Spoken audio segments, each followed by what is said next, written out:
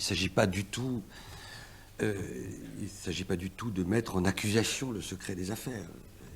La question n'est pas là. Et que la question est infiniment complexe que de la résumer à un débat trivial dont les Français sont si friands, puisque vous avez fait un peu de French bashing au passage, un débat organisé dans une espèce de dualisation entre les bisounours que seraient les lanceurs d'alerte et les journalistes, et puis ceux qui seraient la main dans le cambouis, qui fabriqueraient des richesses, qui lutteraient contre le chômage, et qui seraient les entreprises, elles-mêmes constamment victimes de violences, dont on ne voit pas très bien d'ailleurs de quoi vous parlez. Le sujet, ce n'est pas celui-là.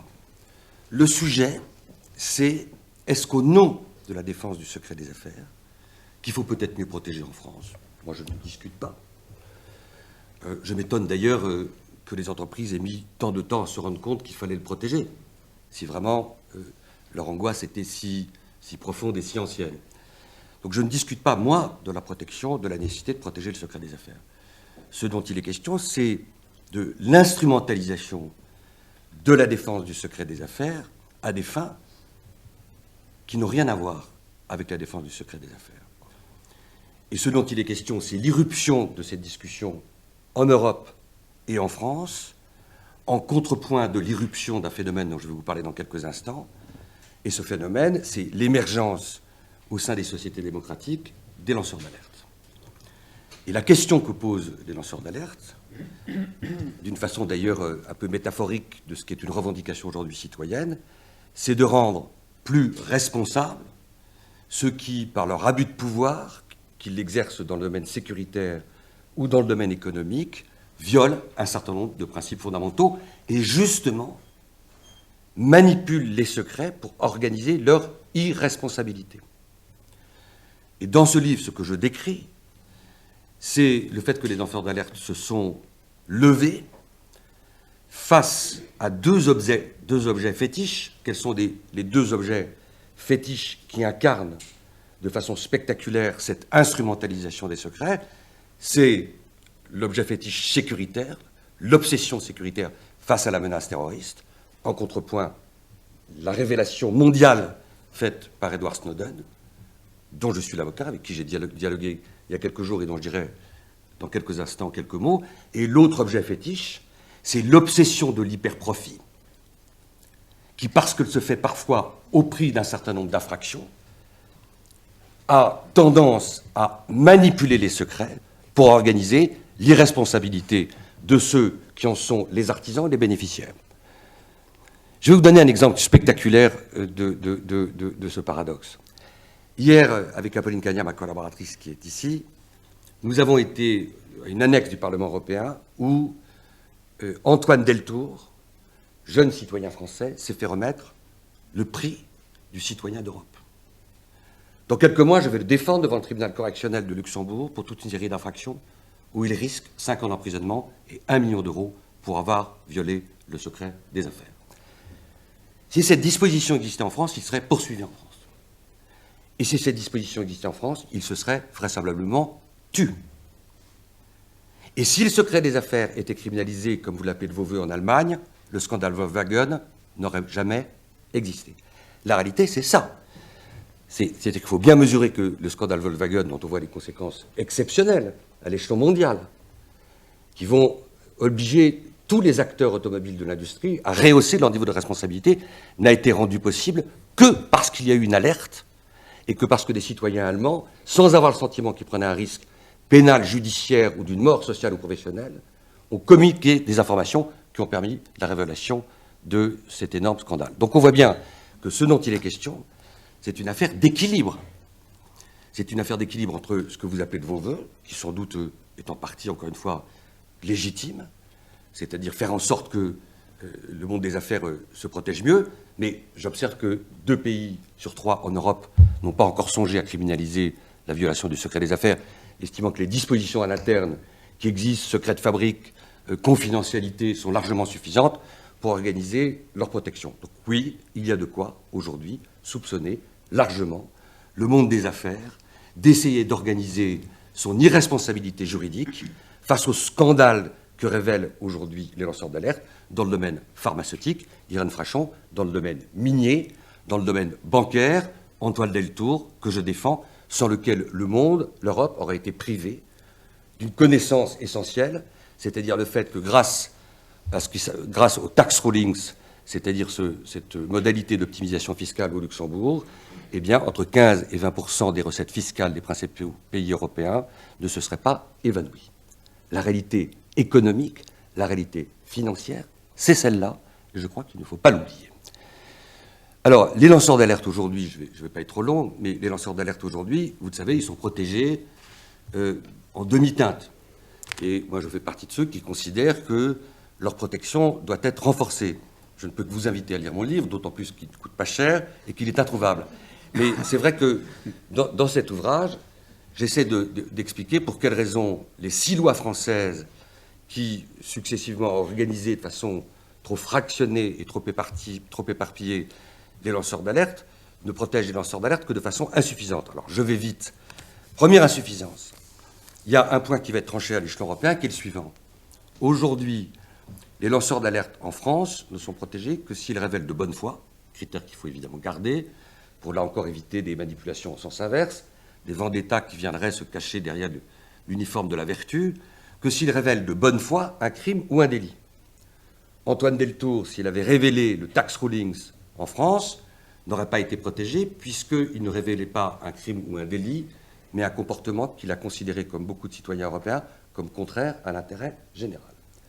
Donc un jour, les pays européens devront, et le plus tôt sera le mieux, adopter la définition proposée par le Comité des ministres du Conseil de l'Europe le 30 avril 2014, c'est-à-dire de considérer que lanceur d'alerte doit être toute personne qui fait des signalements ou révèle des informations concernant des menaces ou un préjudice pour l'intérêt général dans le contexte de sa relation de travail, qu'elle soit dans le secteur public ou dans le secteur privé.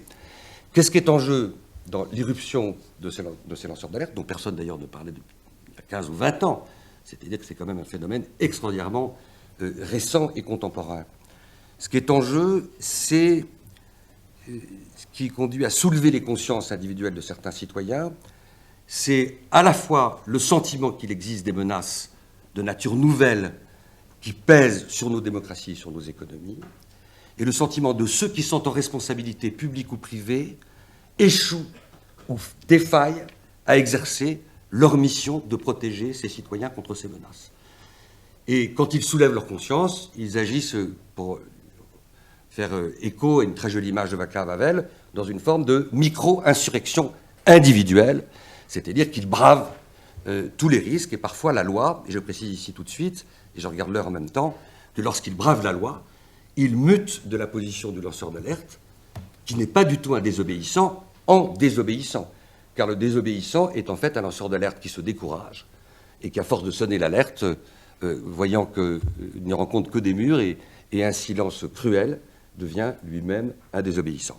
Donc il y a des réponses législatives qui aujourd'hui, à l'échelon français, se limitent à protéger les lanceurs d'alerte contre les représailles s'ils font l'objet de mutations, de licenciements, etc., dans le secteur privé ou dans le secteur public. Il faudra un jour, je vais vite, que la France adopte ce qui est adopté dans les pays dont manifestement vous êtes fait avec beaucoup de vigueur l'avocate, et pourtant ce sont ces pays où les lanceurs d'alerte sont les mieux protégés, ce qui montre qu'il est possible de faire cohabiter, voyez-vous, une protection optimale des lanceurs d'alerte et la protection des entreprises. Ces deux pays, c'est l'Angleterre, les États-Unis, où la protection des lanceurs d'alerte est bien plus grande qu'en France. Et c'est en Angleterre que, nous le savons, ça a été révélé par le Financial Times il y a 2 ans, 4 sur 5 grands scandales financiers de ces 10 dernières années en Europe n'ont été rendus possibles que grâce aux lanceurs d'alerte. C'est parce que des cadres de Morgan Stanley, ou des grandes banques, ou des grandes entreprises britanniques ont pu, sans être criminalisés, révéler le scandale sur le taux du Libor, le scandale sur les devises, le scandale sur les cours des matières premières, le tout impactant quand même la situation en termes de pouvoir d'achat à la fin des fins de dizaines et de dizaines de millions de citoyens. Donc la violence n'est pas toujours du côté que vous avez imaginé.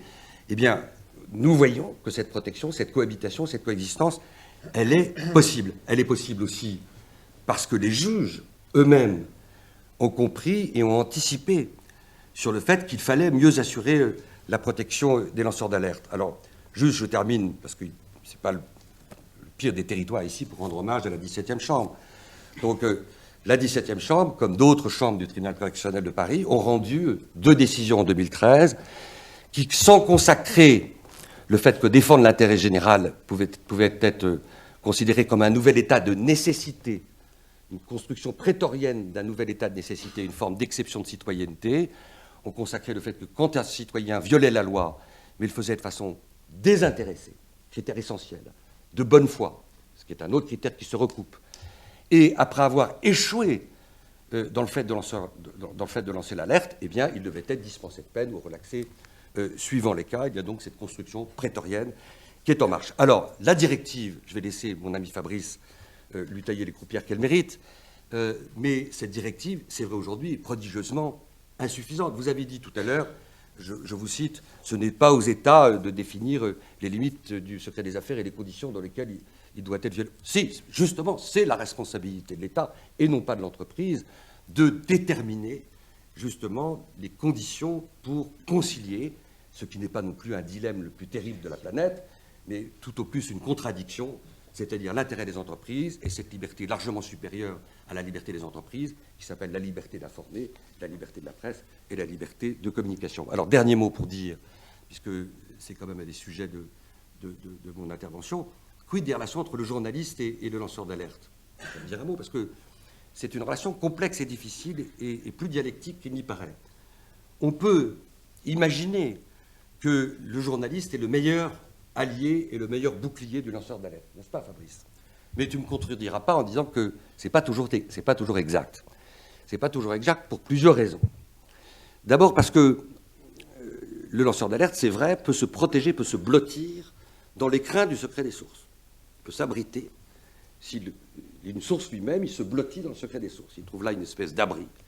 Mais un abri relatif, parce que s'il veut participer au débat public et organiser un débat sur son alerte, évidemment, il y a une contradiction de plein fouet qui vient avec le fait qu'étant une source, il va rester dans l'anonymat. Il y a une deuxième contradiction, c'est symétrique pour le journaliste, c'est que le journaliste peut siphonner les informations que lui donne un lanceur d'alerte, mais aura du mal à établir, si elle est poursuivie devant la 17e, le caractère sérieux de son enquête, puisqu'il ne pourra pas faire sortir de l'obscurité le lanceur d'alerte. Donc, il y a là une relation dialectique qui est assez complexe, qui est d'autant plus difficile qu'il peut arriver que certains journalistes, pris par la tyrannie de l'immédiateté, laissent parfois les lanceurs d'alerte, je l'ai vu une fois, au bord de la route, et après avoir recyclé leurs informations au mieux de leurs agendas et de leur intérêt personnel, parfois les oublient purement et simplement au bord du chemin. Donc il y a aussi, dans cette relation lanceur d'alerte journaliste, une exigence éthique, symétrique, réciproque, importante, qui, je crois, il ne faut pas oublier. Il ne faut pas oublier non plus que la loi qui protège le secret des sources en France est insuffisante, et que moins le secret des sources peut être attaqué, et plus, par un effet secondaire, le lanceur d'alerte peut être protégé. Voilà, je termine pour dire que aujourd'hui, les débats sur lesquels nous avons la chance d'intervenir ici sont d'une grande complexité, que ce n'est pas leur rendre service que les traiter dans une bipolarité caricaturale. Et que je crois que, bien au contraire, si on veut que le débat démocratique avance, et que si on veut que notre démocratie respire, et respire notamment grâce aux lanceurs d'alerte, eh bien pour qu'elle respire, il faut évidemment s'obliger constamment à apprécier, mesurer tous ces points antagonistes, tous ces points en contradiction, et ne pas céder à cette espèce d'injonction que nous font les entreprises depuis tant de siècles, de considérer que c'est d'abord la logique du profit et leur bien-être qui doit supplanter toutes les autres libertés.